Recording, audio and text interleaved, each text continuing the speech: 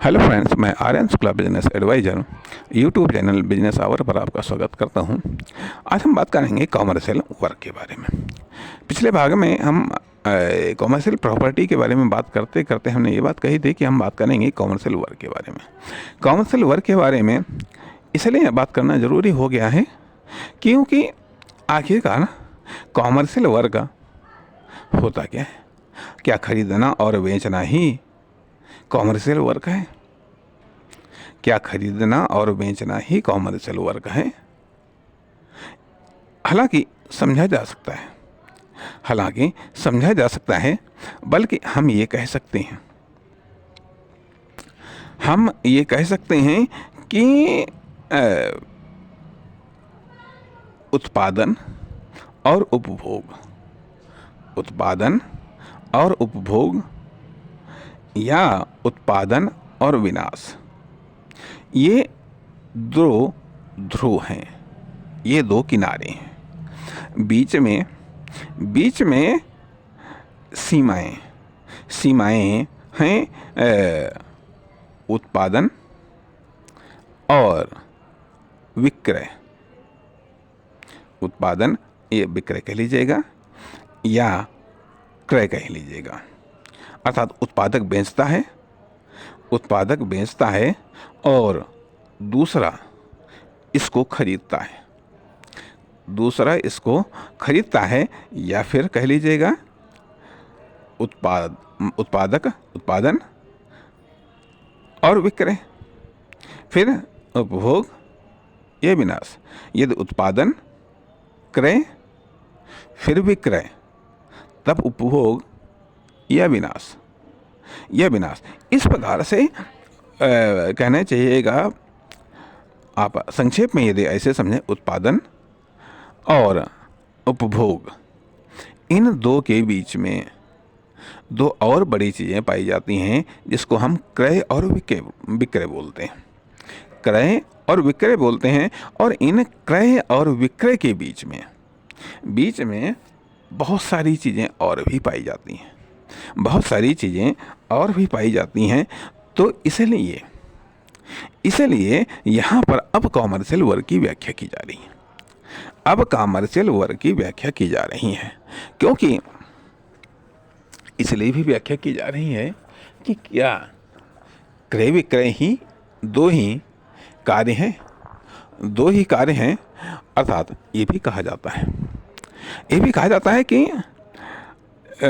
जब हम बेहतर रिटर्न की अपेक्षा करते हैं, जब हम और ज़्यादा आगे बढ़ना चाहते हैं, जब हम और ज़्यादा खरीदना चाहते हैं, जब हम सबसे ज़्यादा खरीदना चाहते हैं, जब हम और ज़्यादा बेचना चाहते हैं, जब हम और ज़्यादा सबसे ज़्यादा बेचना चाहते हैं, जब हम और ज़्यादा उत्पादन करना चाहते हैं, जब हम दूसरों से ज़्यादा उत्पादन करना चाहते हैं, जब हम सबसे ज़्यादा उत्पादन करना चाहते हैं, जब हम उपभोग करना चाहते हैं, जब हम दूसरों से ज़्यादा उपभोग करना चाहते हैं, जब हम सबसे ज़्यादा उपभोग करना चाहते हैं, जब हम विनाश को रोकना चाहते हैं, जब हम विनाश को कम से कम करना चाहते हैं, उन अवस्थाओं में हमारे कार्य का विस्तार होता है, व्यावसायिक कार्य का विस्तार होता है, कॉमर्शियल वर्क का विस्तार होता है। कॉमर्शियल वर्क का विस्तार होता है। कहना चाहिएगा ये कि कॉमर्शियल वर्क का जन्म किसी भी कारण से कैसे भी हो सकता है, लेकिन यदि हम वैश्विक परिदृश्य में देखें या हम राष्ट्रीय परिदृश्य में देखें, तो हमने ये पाया कि औद्योगिक क्रांति के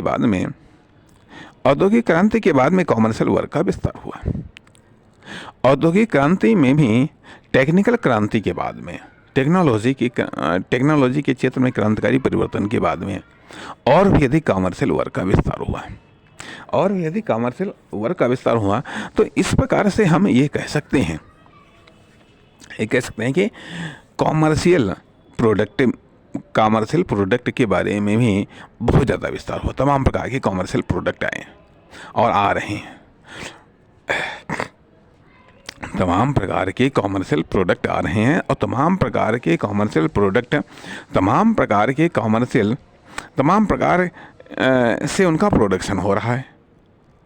और उन तमाम प्रकार के प्रोडक्शन में तमाम प्रकार का रॉ मटेरियल इस्तेमाल हो रहा है, जिसके effect, side effect, good effect, bad effect भी तमाम प्रकार के आ रहे हैं। तमाम प्रकार का लोगों का एक्सपीरियंस हो रहा है, तमाम प्रकार से लोग अपनी प्रतिक्रियाओं को दे रहे हैं, तमाम प्रकार से लोगों का कंजप्शन इंटरेस्ट बढ़ रहा है, या तमाम प्रकार के प्रोडक्ट में उनका कंजप्शन इंटरेस्ट घट रहा है, अर्थात उनकी डिमांड न केवल परिवर्तित हो रही है, बढ़ रही है, घट रही है, समाप्त हो रही है, नई तरफ शिफ्ट हो रही हैं। कस्टमर भी जुड़ रहा है, बिछड़ रहा है, शिफ्ट हो रहा है, आदि इत्यादि बहुत सारा कुछ घटनाक्रम घटित हो रहा है, बहुत सारा घटनाक्रम घटित हो रहा है। इसलिए ऐसी अवस्थाओं में कमर्शियल वर्क को डिफाइन करना अपने आप में मैं समझता हूँ एक चैलेंज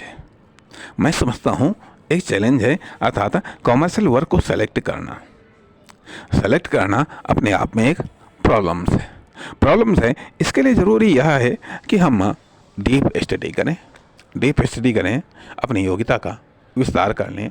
यदि ऐसा नहीं होता है और हम सामान्य तौर पर हम सेलेक्ट कर लेते हैं तो स्वाभाविक बात है कि हमारा लॉन्ग टर्म हम उस पर सवारी नहीं कर सकते हैं। अर्थात वो कार्य से हम लंबे समय तक उस कार्य को जारी नहीं रख सकते हैं यदि हमने पर्याप्त योग्यता के अभाव में कमर्शियल वर्क को सेलेक्ट किया है। इसीलिए कहा जाता है, एक शब्द आता है व्यावसायिक दूरदर्शिता या इकोनॉमिक अनुमान, आर्थिक अनुमान या व्यावसायिक अनुमान, या डिमांड को लेकर के, या कस्टमर को लेकर के, मार्केट को लेकर के, या विभिन्न उतार चढ़ावों को लेकर के जो हमारे अनुमान है वो यदि सही निकल रहे हैं, जितना सही निकल रहे हैं उसके आधार पर हम अपनी तैयारी करके हुए कार्य के संबंध में, योग्यता के विकास में, नॉलेज के विकास में, इन्वेस्टमेंट के मामले में हम अपने डिसीजन लेते हैं। ये डिसीजन ले सकते हैं। इस प्रकार से कहा जा सकता है कि कमर्शियल वर्क का विस्तार होता है। और साथ ही साथ ये भी है कि मतलब कहाँ पर हमको वर्क कई सारी चीज़ें ऐसी देखने में आती हैं कि कहाँ पर हमको वर्क मिल पाता है, कहाँ पर नहीं मिल पाता है, कहाँ पर वर्क हम निकाल पाते हैं या नहीं निकाल पाते हैं। अर्थात मेन वर्क, हेल्पिंग वर्क, पूरक वर्क। यदि हमने मान लिया किसी भी सेक्टर में हमने प्रवेश किया, मान लिया हमने मैन्युफैक्चरिंग में प्रवेश कर लिया, तो मैन्युफैक्चरिंग हमारा मुख्य कार्य हुआ, मुख्य कमर्शियल वर्क हुआ। तो स्वाभाविक बात है कि इससे हमको बेनिफिट तब ज़्यादा मिलेगा जब हम इसको जितने लंबे समय तक, जितने बड़े स्केल पर हम इसका प्रोडक्शन कर पाएंगे। ये तो एक मुख्य कारण। दूसरी चीज़ आती है कि जो प्रोडक्ट हैं उनको हम सेल कर पाएँ, यह एक हेल्पिंग वर्क हुआ कि अर्थात प्रोडक्ट को सेल करना यह हेल्पिंग वर्क। अब उसमें कितना रिटर्न हम ले पाते हैं, यदि हमको रिटर्न नहीं मिलता, यदि हमको बेनिफिट नहीं मिलता है तो स्वाभाविक बात है कि हम कब तक घाटे में प्रोडक्शन कर पाएंगे। इस प्रकार से बहुत सारे वर्क अपने आप में विकसित होने लगते हैं। ये विभिन्न प्रकार के वर्क बनने लगते हैं। तो इन वर्किंग जटिलताओं को ध्यान में रखते हुए ये बात कही जा सकती है कि जब आप कोई भी कॉमर्शियल वर्क ले करके चलते हैं तो काफ़ी समय तक तो ये मान करके चलिएगा यह लर्निंग है। और यदि आप लर्निंग के मामले में मेहनत नहीं कर रहे हैं तो हर एक कदम, हर एक डे आपके लिए लर्निंग के लिए होगा, या फिर प्रॉब्लम्स के लिए होगा, या फिर फेलियर को देने वाला होगा। जितना अधिक आप सेंसिटिव लर्निंग करेंगे, निश्चित तौर पर हो सकता है आगे आने वाला कोई कार्य आपके लिए वर्क को जनरेट करने वाला हो सकता है उसके आगे वाला कोई कार्य आपके लिए बेनिफिट को जनरेट करने वाला हो।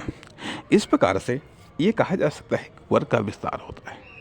वर्क का विस्तार होता है, और वर्क का विस्तार तब हो सकता है, कॉमर्शियल वर्क का विस्तार तब हो सकता है जब आप जो भी कॉमर्शियल वर्क कर रहे हों उसमें आपकी वर्किंग लर्निंग वर्किंग अर्थात वर्क को सीखने की पावर जितनी अधिक होगी, जितने आप उसकी प्रॉब्लम्स को आप सीखेंगे निश्चित तौर पर उससे आपके वर्क का विस्तार होगा। लेकिन साथ ही साथ ये भी ध्यान रखें कि बिजनेस अपने आप में एक अनिश्चितताओं से भरा हुआ, साथ ही साथ ये भी पता नहीं कब कौन सी प्रोडक्ट आ जाए, कब कौन सी इंडस्ट्री आ जाए, कब कौन सी टेक्नोलॉजी आ जाए, उसके लिए भी तैयार रहना चाहिए, उसको भी एक्सेप्ट करने के लिए तैयार रहना चाहिए। और बल्कि इससे पहले कोई आपको बदल दे, आप खुद बदल जाएं, वो ज़्यादा बेहतर निर्णय होता है। या इससे पहले कि आप बदलने के लिए मजबूर हो जाएं, आप अपने डिसीजन को बदलने के लिए आप मजबूर हो जाएं, आप खुद बदल दें, इससे आपकी व्यावसायिक संवेदनशीलता प्रदर्शित होती है, जो आपको आगे चल कर के या आपको और आगे ले जा सकती हैं। नमस्कार, धन्यवाद।